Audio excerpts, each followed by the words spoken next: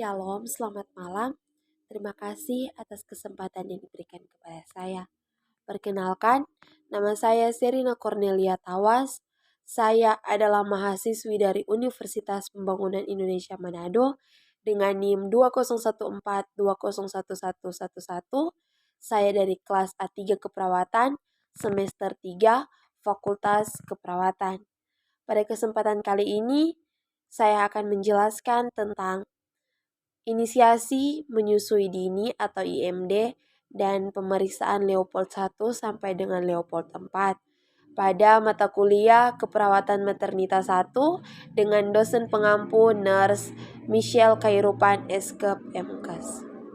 Nah, saat ini kita akan masuk pada pembahasan mengenai inisiasi menyusui dini atau IMD. Apa sih yang dimaksud dengan inisiasi menyusui dini atau IMD? IMD adalah permulaan kegiatan menyusu dalam 1 jam pertama setelah bayi lahir. Inisiasi dini juga bisa diartikan sebagai cara bayi menyusu 1 jam pertama setelah lahir dengan usaha sendiri, dengan kata lain menyusu bukan disusui. Cara bayi melakukan inisiasi menyusui ini dinamakan the breast crawl atau merangkak mencari payudara. Prinsip dari inisiasi menyusui dini atau IMD, yaitu inisiasi menyusui dini adalah proses membiarkan bayi dengan nalurinya sendiri dapat menyusu segera dalam 1 jam pertama setelah lahir. Bersamaan dengan kontak kulit antara bayi dengan kulit ibu bayi dibiarkan setidaknya selama 1 jam di dada ibu sampai dia menyusu sendiri. Manfaat dari inisiasi menyusui dini atau IMD.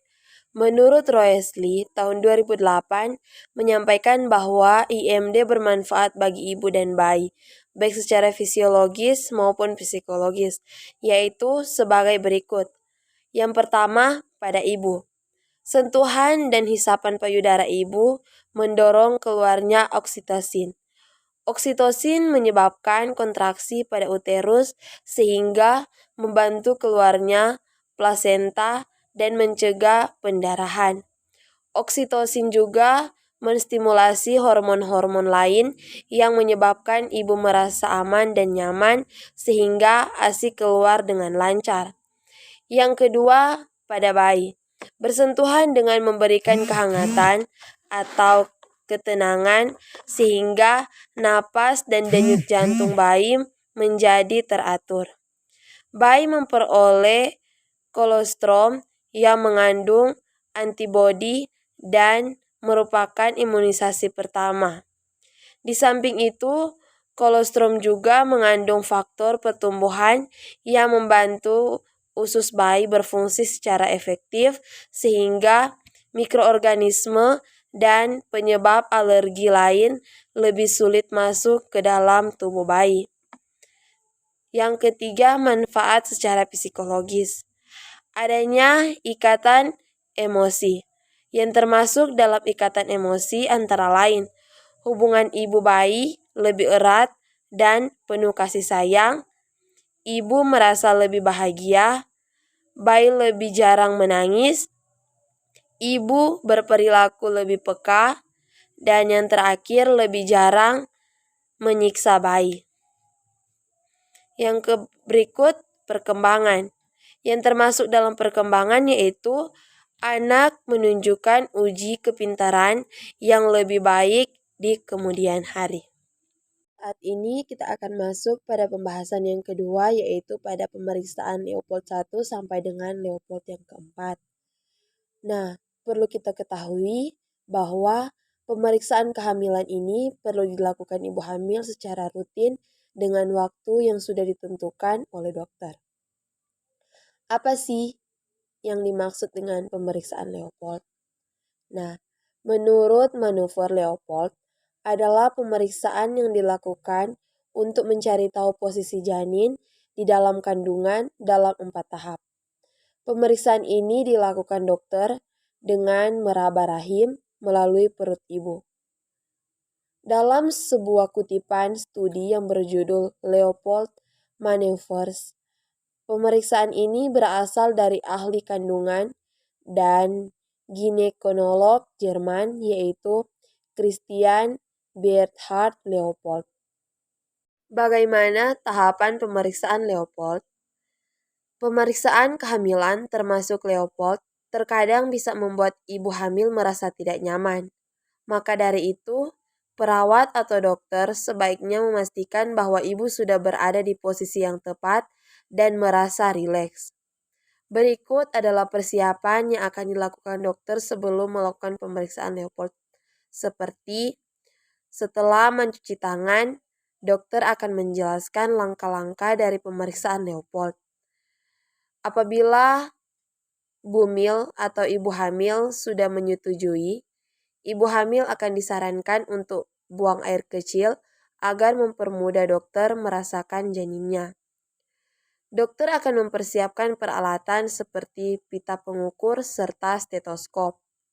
Dokter juga akan menyediakan bantal serta handuk kecil di samping kiri tubuh ibu.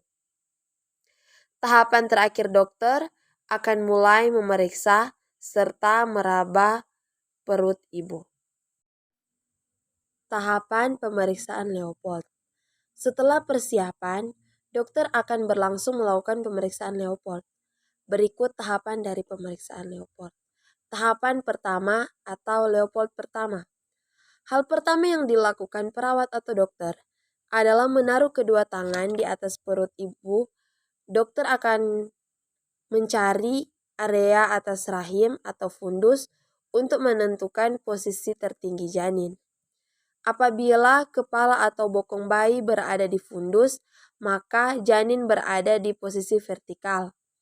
Pada tahap ini, kebanyakan dokter akan merasakan bokong bayi.